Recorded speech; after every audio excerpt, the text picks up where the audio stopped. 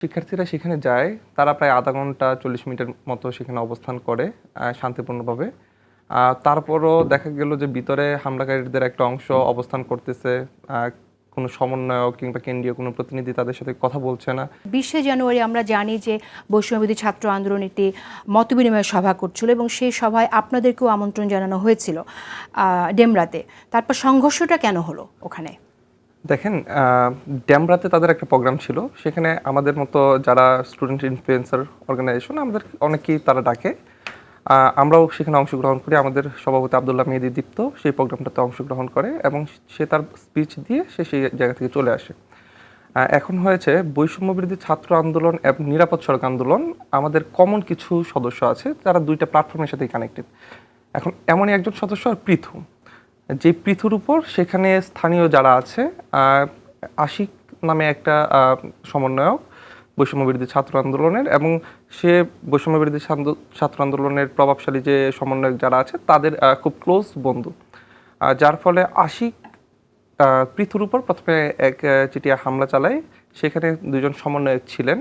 দুজন সমন্বয়ক সেই মুহূর্তে অন্য যে শিক্ষার্থীরা ছিল তারা পৃথুর এই বিষয়টা ওই দুই সমন্বয়ককে ইনফর্ম করে যে এই ধরনের একটা হামলা হচ্ছে, আপনারা এখানে একটু স্টেপ নেন। তখন তারা বলে যে হ্যাঁ, এটা নিয়ে আমরা থানায় কথা বলছি। জাস্ট রিফাত এবং রোন আরও একজন ছিল রিফাতের সাথে, দুজন এই কথাটা বলে সেই জায়গা থেকে লিভ করে।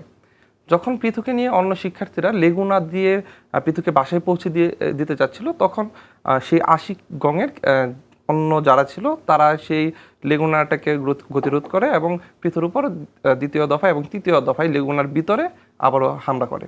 সেই ক্ষেত্রে পৃথু আহত হয়। এই হামলাটা কারা করলো? এই আশিক ছাড়া আর কারা ছিল সেখানে? আশিক ছাড়াও সেখানে শান্ত সহ আমরা স্পেসিফিক কিছু নাম আমরা আইডেন্টিফাই করতে পেরেছি। আশিক, শান্ত, শাওন এই ধরনের কয়েকজন সেই হামলায়। শান্ত বা শাওন কি বৈষম্যবিরোধী ছাত্র আন্দোলনের তারা সাথে আছে? আমরা তাদের ফেসবুক অ্যাকাউন্টে দেখছি যে তারা তাদের প্রোফাইলে বৈষম্যবিরোধী ছাত্র আন্দোলনের সমন্বয়ক, যাত্রাবাড়ি সমন্বয়ক হিসেবে নিজেদেরকে দাবি করছেন। এবং আশিক সরাসরি প্রধান সমন্বয়ক যাত্রাবাড়ি জুন, এটাই সে তার ফেসবুক প্রোফাইলে দাবি করছে আর কি।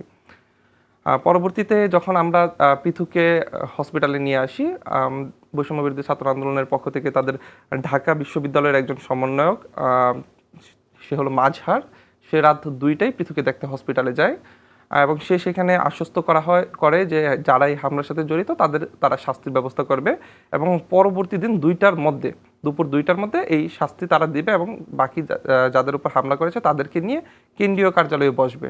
পরের দিন যখন 2টা বাজে, যে সাধারণ শিক্ষার্থীরা মূলত এখানে সলিউশন করে দেব বলতে কি এটা সমাধান কি? এটা তো হামলা হয়েছে, আপনারা তো পুলিশের কাছে যাবেন এই হামলার জন্য, আপনারা ওখানে কেন গেলেন? সলিউশনটা তারা বলেছিল যে সংগঠন থেকেই সেই দায়িত্বটা নিয়ে সেভাবে তারা একটা আইনি প্রক্রিয়াতে যাবে, যার জন্য শিক্ষার্থীরা সেই জায়গাতে যায়।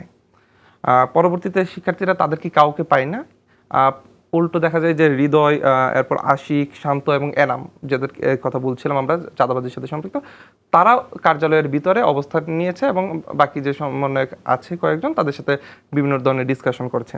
আমি পাশাপাশি আরও একটি ইনফরমেশন দিয়ে রাখি যে শান্ত, এনাম এবং হৃদয়ের কথা বলা হচ্ছে, তারা ওই দিন হামলার পর সেদিন রাতেই 11টা বা 11:30টার দিকে কেন্দ্রীয় কার্যালয়ে ওনাদেরই সমন্বয়কদের সাথে একটা মিটিং করে সেই তথ্যটাও আমাদের কাছে এসেছে যে, এবং যেই সময়ে তারা সেই মিটিংয়ে বসেছিল সেই সময়েও তাদের হাতে যে অস্ত্র দিয়ে তারা হামলা করেছিল সেই অস্ত্রগুলো তখনও তাদের হাতে ছিল। ইনজামুল হক, আপনি আমাকে যে তথ্য দিতে চেয়েছিলেন। আমি যে তথ্য দিতে চেয়েছিলাম এটা হলো ঢাকা মহানগর দক্ষিণ, এটা যাত্রাবাড়ি থানা ছাত্রলীগ, ওর নাম হলো আশরাফুল আলম ইনাম। সে সরাসরি ছাত্রলীগের যুগ্ম সাধারণ সম্পাদক পোস্টেড ছিল।